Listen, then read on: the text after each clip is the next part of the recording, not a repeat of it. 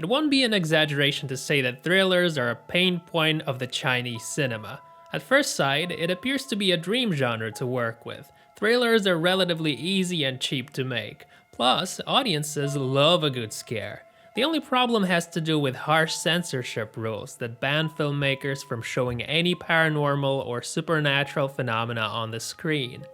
Forced to follow the ghosts don't exist axiom, thrillers are slowly lapsing into a farce. How are you supposed to keep the viewer on the edge when in the end you'll have to explain every strange thing that happened in the course of the movie? There was a time when cinematographers were saying that their characters dreamed the whole thing. That trick didn't find much appreciation among viewers though. Nowadays, those few thrillers that still release in China are in fact alluring detective stories in which villains try to pass off their crimes as doings of evil spirits. In Mukden Funeral Shop, a group of law officers headed by the son of the city mayor Fang Xiaotian stops the traditional theatrical performance dedicated to the king of ghosts. The owner of the theater company says that this intervention will cause a big trouble. Fang Xiaotian is not a superstitious man though. He ignores the eerie prediction. Shortly after the incident, he suffers a terrible death under mysterious circumstances. Although not believing in ghosts and curses, his father, Fang Jingru, is not willing to tempt fate anymore. He goes to Shu Siju, the owner of a local funeral parlor, and asks him to organize a decent funeral for his son according to the time-honored traditions. What Fang Jingru doesn't know is that Siju is hardly the best man for the job. He inherited the funeral business from his father. But in his heart, he believes that burial rituals are stupid superstitions that belong in the past. The main problem with Mukden Funeral Shop is that its creators lay all their cards on the table from the start.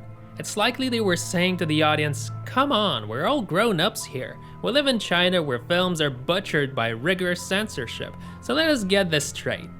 There's no such thing as ghosts. The movie even starts with a message saying that ghosts only exist in people's hearts. Still, we're shown a couple of supernatural scenes, but the filmmakers aren't even trying to make them look plausible. Instead of a classic thriller as we know it, they're basically telling a detective story spiced with burial rituals and folklore motifs.